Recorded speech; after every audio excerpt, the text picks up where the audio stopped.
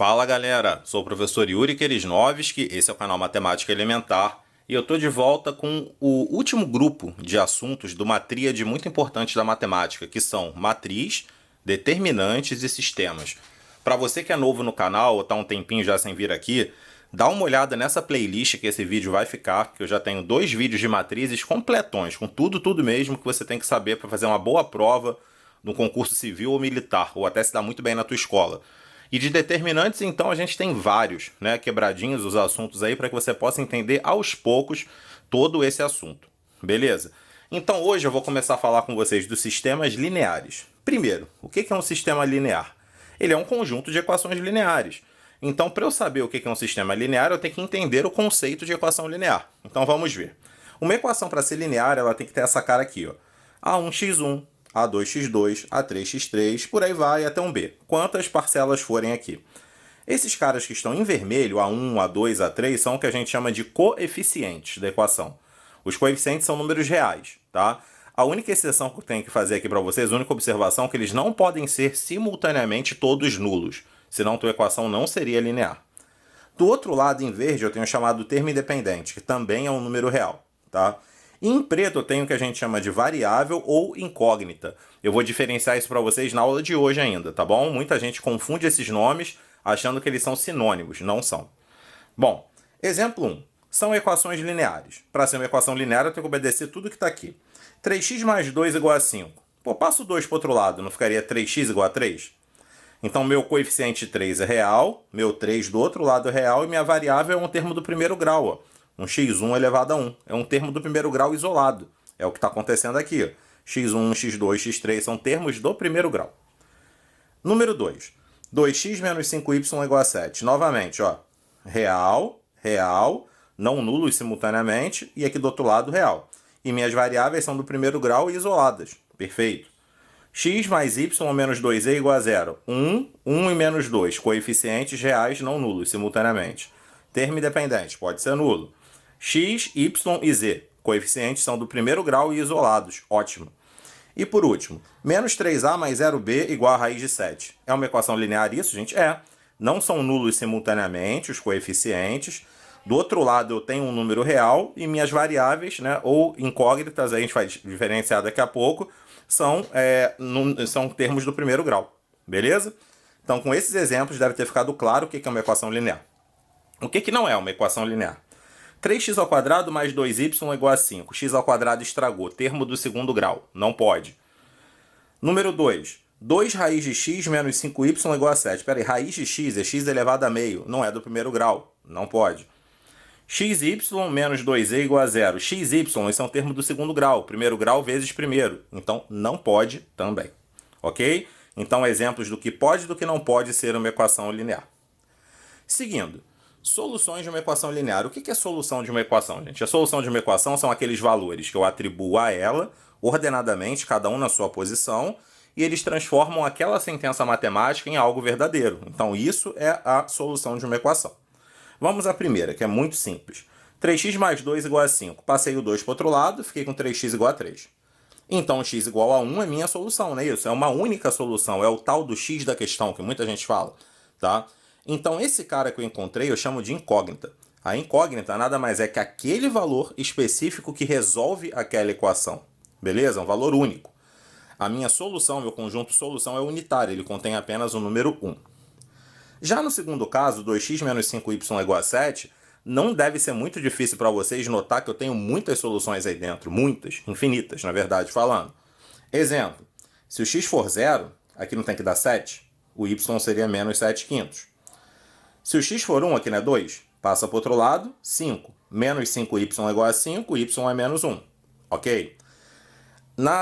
Outro exemplo aqui, se o y agora for menos 2, vai ficar 10. Passa para o outro lado, 7 menos 10, menos 3. Se 2x é menos 3, o x é menos 3 meios. Achei 3 para vocês aí, mas tem várias outras infinitas. Então, são infinitas soluções para essa equação, não são? Ou seja, as soluções são variáveis. Esses pares ordenados que eu estou procurando, x e y, eles podem ficar variando indefinidamente, quanto eu quiser, tá? Ou seja, o que eu quero que você entenda dessa diferenciação de nomenclatura? Quando eu acho aquela solução específica para o problema, o X da questão, aquele cara que resolve a questão, ele é único, eu chamo isso de incógnita.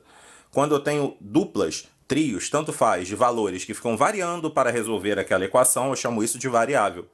Ou seja, para pensar comigo, a variável a incógnita é um tipo de variável, não é isso?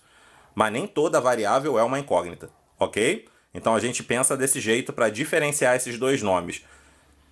Continuando, o terceiro exemplo que aparece aqui, x mais 2y mais y menos 2z igual a zero. Meus coeficientes são 1, 1 e menos 2. Repara, vou inventar uma solução aqui para vocês. 1 mais 1 menos 2 não é zero? Então se eu colocar 1, 1 e 1 aqui, tudo 1, essa equação é resolvida, então isso já é uma solução. Mas tem uma solução, gente, que está muito na cara. Porque sempre que é zero do outro lado, tanto faz quem são os coeficientes, os produtos dos termos aqui, se eu colocar zero nas variáveis não vai dar nulo? Ó, 0 mais 0 menos 2 vezes 0. Toda vez que é zero do outro lado, quando eu coloco zero em todas as variáveis, isso é uma solução. A gente chama essa solução até de solução trivial.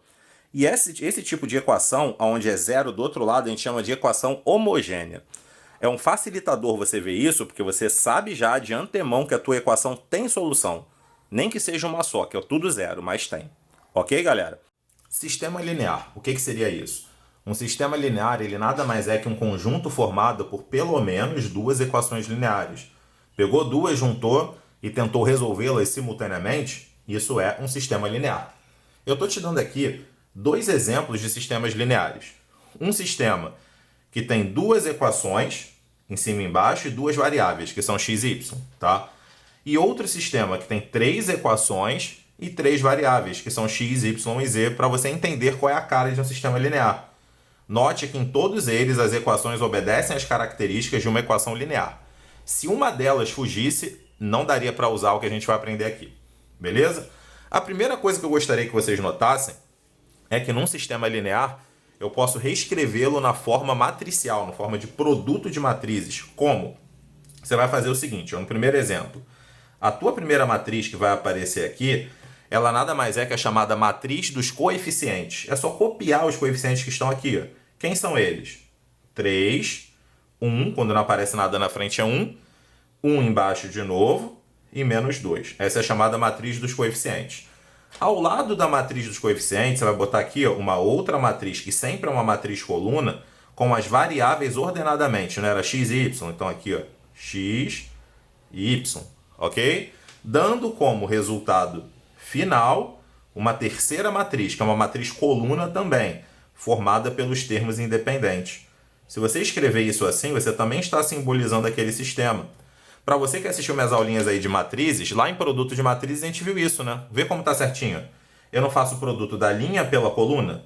Então, 3x mais y é o primeiro elemento, 26. Depois, linha 2 pela coluna 1. X menos 2y é igual ao outro, que é 4. Então, para quem assistiu a aula de matrizes, está tranquilo. Quem não assistiu, eu recomendo que volte lá e assista, tá? Terceiro, o segundo, aliás. Como que eu represento matricialmente aquele cara? Fica um pouquinho maior, mas é o mesmo jeito. 1, 1 e 1. Vejam se não é isso. 1, 1 e 1, os coeficientes. Aí embaixo, 2, né? Então, o próximo aqui é 2, 1 e menos 1. 2, 1 e menos 1. Por último, aqui embaixo, tem o x, tem o y, né? Que é 3 e 2. Não tem o z. Se não tem, é porque é zero, gente. Coloco o zero aqui no lugar. Vezes, agora viria aqui ao lado, meus coeficientes, né? Minhas incógnitas ou variáveis na ordem, né? Então, aqui, x, y e z, ok? Igual do outro lado, beleza? A 6, 1 e 7. Ficaria assim, os termos independentes. Compreenderam, gente? Então, essa é a chamada notação matricial do sistema. Só estou te mostrando hoje como se faz isso. Hoje em si eu não vou usar, mas na próxima aula eu já vou mostrar para vocês por que dessa notação e o que ela ajuda a gente, tá bom? Então, aprenderam apenas como fazer. Seguindo, tá? Como eu falei ali para vocês, um sistema linear é um conjunto de equações lineares. Cada equação linear tem suas soluções, ou não tem, às vezes. Para você resolver um sistema, você tem que conseguir resolver simultaneamente as equações. Ou seja, você tem que encontrar duplas nesse caso, ou trios nesse caso de valores, que simultaneamente funcionem em todas as equações. Isso é resolver um sistema. Hoje, especificamente, eu vou te lembrar algo que você deveria saber desde o teu 7º ano, aí na escola e por aí vai, mas às vezes esquece. Que é como resolver sisteminhas desse tamaninho, 2x2. Para as próximas aulas a gente vai aprofundar isso, vai ver métodos de classificação do 2 por 2 em diante. Hoje, minha proposta é relembrar isso aqui para vocês. Então vamos. Eu quero resolver primeiro esse sistema daqui pelo primeiro método tradicional, esse que eu estou falando, pelo método da adição ou eliminação, que muitos chamam. É aquele que eu tento cortar alguma variável. Olha o que eu faria, gente. Na primeira equação, eu multiplicaria ela por 2. Vocês já vão entender o porquê. Ó. Ficaria 3x vezes 2, né? 3x mais y, né? Que aparece aí pra gente, igual a 26. Só estou copiando para cá para ficar claro para todo mundo. E x menos y igual a x menos 2y igual a 4. Não é isso aí que aparece pra gente? Então esse é meu sisteminha. Eu quero cortar alguma variável. Eu proporia a vocês multiplicar por 2 a equação de cima. Se eu multiplico por 2 a equação de cima, o que isso daí acaba virando para mim? Olha, gente, multiplicando por 2 essa equação. 6x mais 2y é igual a 52. Então, ó, 6x mais 2y acaba virando 52. Embaixo eu vou manter x menos 2y é igual a 4. Por que eu mantive embaixo? Porque eu já estava planejando cortar uma variável na hora que eu somasse essas duas equações. E que variável é essa? Claramente, o y. Então, se você soma essas duas equações, ó, isso corta com isso. O que apareceu? Ó? X com 6x, 7x. 52 com 4, 56. Beleza? Se 7x vale 56, 56 dividido por 7, 8. Ou seja, tu achou o primeiro pedacinho da tua resposta. Se o x é 8, gente, coloca aqui, por exemplo, 3 vezes 8 não é 24? Passou para o outro lado, y é 26 menos 24. Ou seja, o y vale 2. Ou seja, essa dupla de valores, 8, 2, ordenadamente resolve o sistema. Quer ver? 3 vezes 8, 24, mais 2, 26. Funcionou em cima. 8 menos 2 vezes 2. 8 menos 4, 4. Funcionou embaixo. Se o par funcionou em cima e embaixo, ele é uma solução. Então, a solução desse sistema daqui seria o que, gente? O par ordenado 8, 2. É uma única solução que eu tenho. Compreendido? É o chamado método da adição. O que é o método da substituição? É quando você isola uma variável numa equação e substitui na outra, essa mesma variável. Então aqui, só para ficar mais ágil, gente, quem é o y nessa equação de cima? Eu não posso dizer que o y naquela equação de cima é 26 subtraído de 3x, certo?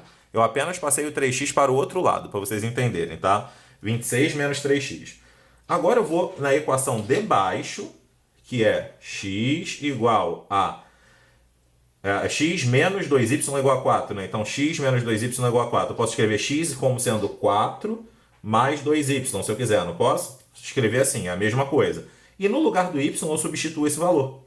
Então, quem é o x aqui para mim? 4 mais 2 vezes esse valor aqui, ó. 2 vezes 26 menos 3x.